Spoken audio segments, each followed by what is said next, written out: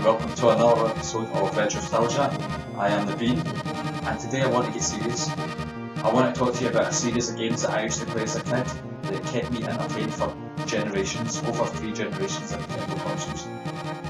And when I say the word kept, I do mean kept. These games absolutely owned me. Of course, I'm talking about the FCO games, a series that has tormented me for years. And I'm only going to talk about the 3 main games in this series, the ones that changed over, which I'm mainly looking at to see how the games evolved over the years, going from the first one on the SNES to the sequel on the N64, F-Zero X, and the last game in the installment, unfortunately, released over 10 years ago, F-Zero GX on the GameCube. So I'm going to look to see how the games evolved over the dimensions, how it made the first jump into 3D as well, and where it could possibly go from there. So will the earlier games be as good as I remember? Well, let's jump in. First off, we have F-Zero on the Super Nintendo.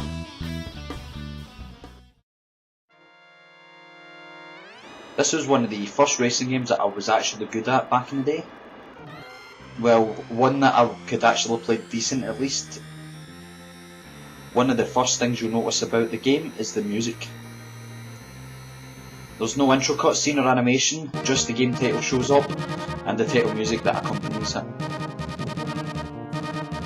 This title music is awesome. It's such a proud and valiant tune.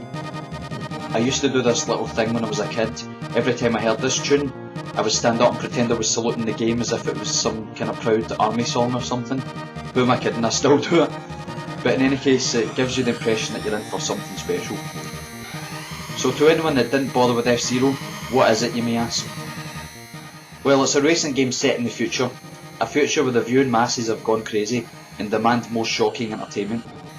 So they decide to invent a new sport called F-Zero, with cars that hover slightly above the ground and that can go 400 km an hour plus. The racers can crash and burn and die, fly off the course and die, and the courses are suspended in the air above the towns that they're set in. You can pick from 4 racers, each with their own unique vehicle, which all have different specs. Some have faster top speeds, some have faster acceleration, some can turn tighter than others, etc. My personal favourite has to be the Fire Stingray driven by Samurai Goro. Yeah, I know it's pink, but shut the fuck up, alright? Just shush. I like it. It's got flames on it.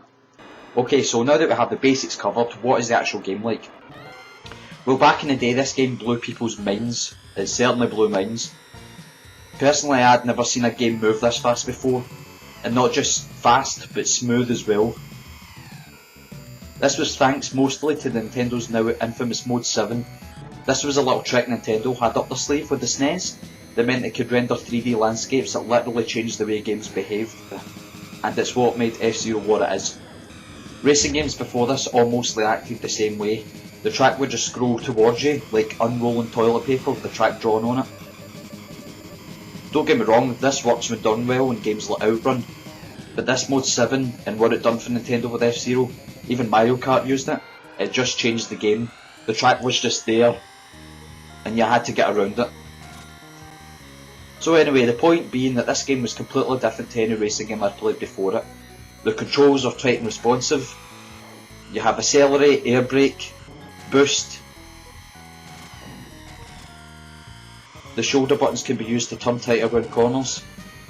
You don't get to use the boost until the second lap, and you can only earn 1 boost per lap, so that inevitably becomes part of your strategy when best to use the boost. It just all feels so right, it all comes together so well. If you fuck up, it's your fault. Well, I used to think this game was unfair back in the day, because you could be doing so well in a race, and some wee bastard knocks into you from behind, you fucking veer off into a wall or 3, take off half your health and drop down 6 places. It used to drive me mental.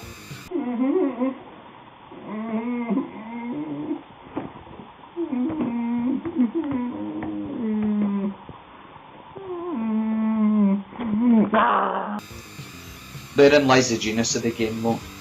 You're not going to win the first time you play it, and when you just get good enough to win the first championship, you realise that there are more championship series to try your hand at, and not only that, higher difficulty levels as well. which make the other racers more aggressive, which in turn makes the tracks harder to deal with.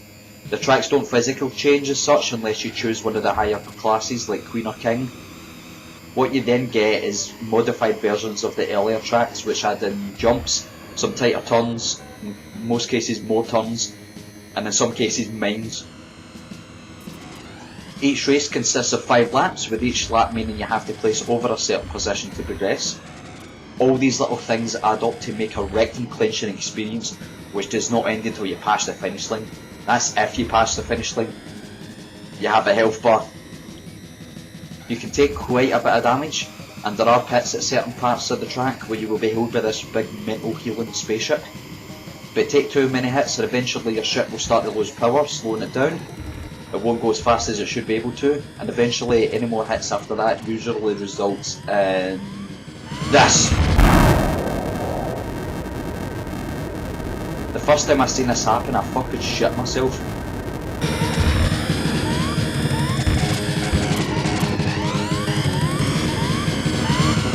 Holy shit! Then you have to watch as your ship burns in the distance. It's the ultimate slap in the fucking face, that is. So the game feels awesome and it looks awesome, but does it sound awesome? Yes. Yes it does. This game has spawned some of the most memorable video game soundtracks from the 90s.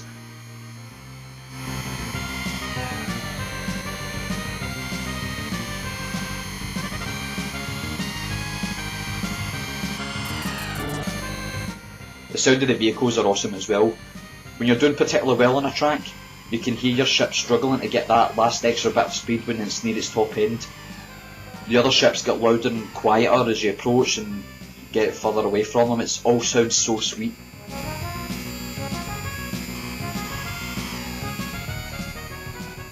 When I was a kid, this was just a perfect racing game for me. This game taught me, this game forced onto me how to play racing games. It taught me how to turn, slow down for corners, and I never forgot it. The controls are perfect, it sounds awesome, the challenge from the other racers is spot on for each difficulty, so how could they possibly get any better?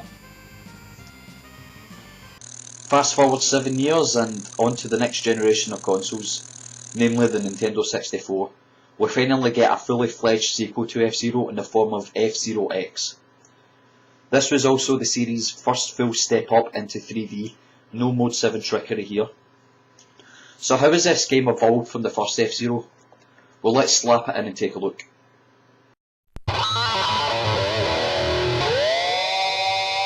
Wow.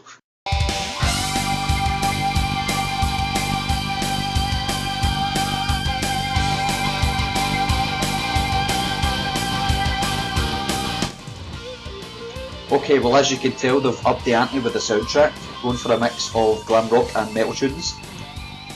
The track themes are awesome remixes of tunes from the first game and some new rock and metal tracks, all of them thrashing, heart-pounding themes that fit the speed of the game.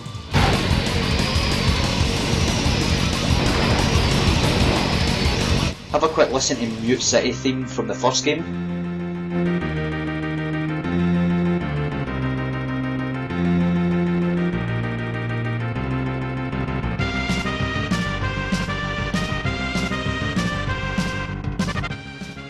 Then compare it to this awesome rock remix from F-Zero X.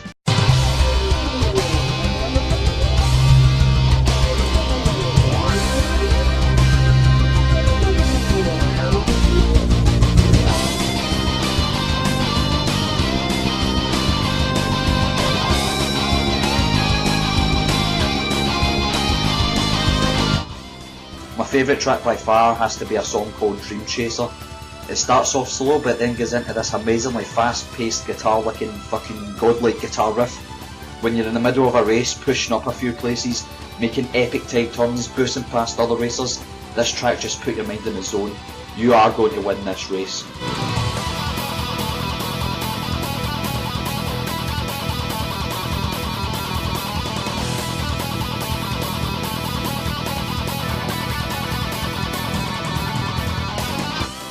The game looks fantastic, though in places it can look a bit unpolished.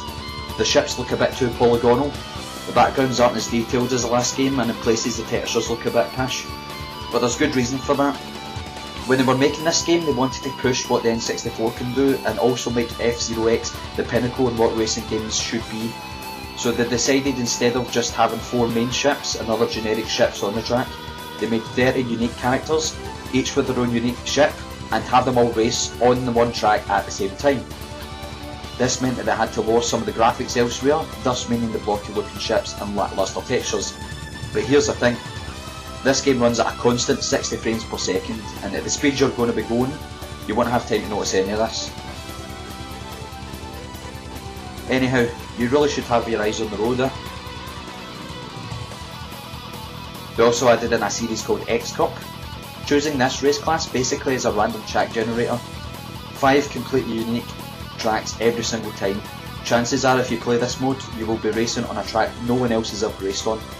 This adds so much longevity to the game, you can literally play this game for hours and just play the X Cup and play a new game each time. Forever. F-Zero X for me was a perfect follow-up to the SNES classic. It may be somewhat different in places, but the spirit of F-Zero still remains. It's mental, it's intense, and it's fast as fuck.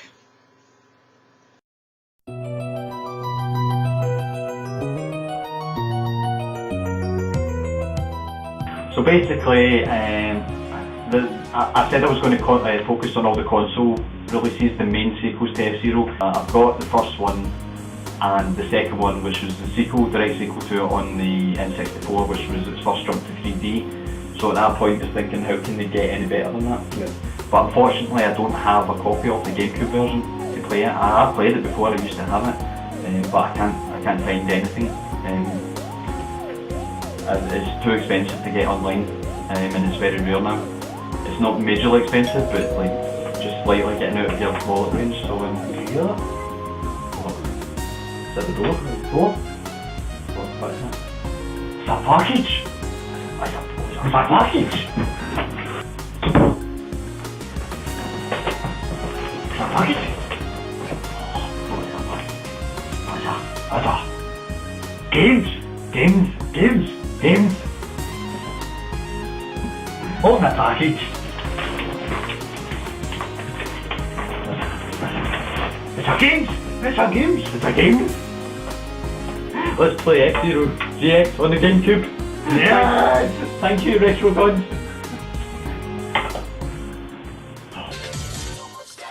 So now that I finally have the last game in the series, let's have a look.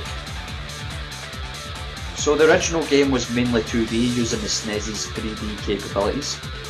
It already made the jump into 3D on N64, so where can they go from here? Well, I have played this game before, I know all about it. I can sit here and tell you about how it looks fantastic and how the tracks are insane. Properly insane. Amazing soundtrack again. They've added in a story mode.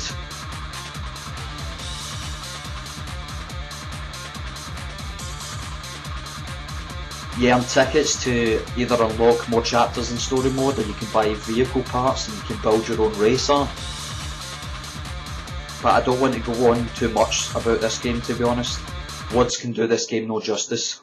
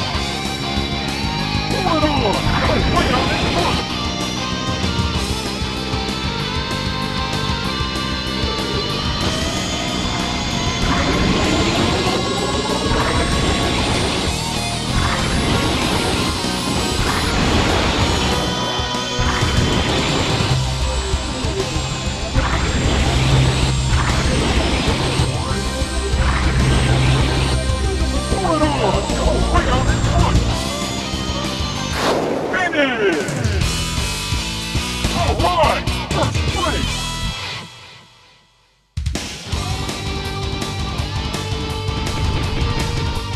I am the winner.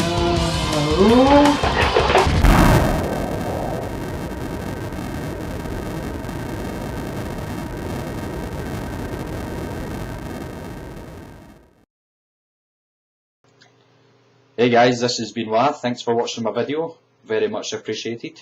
If you liked it, why don't you click that like button there just under the video.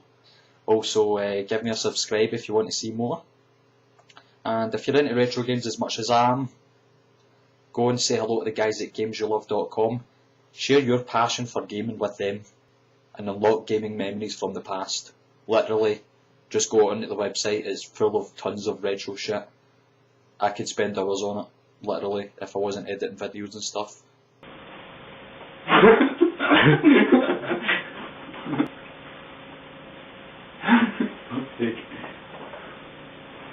Right, cool. In the zone, James, in the zone. Let's get this fucking done. I don't have enough fucking memory card on my camera.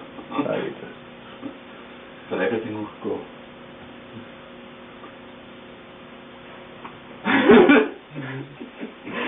James, fuck's sake,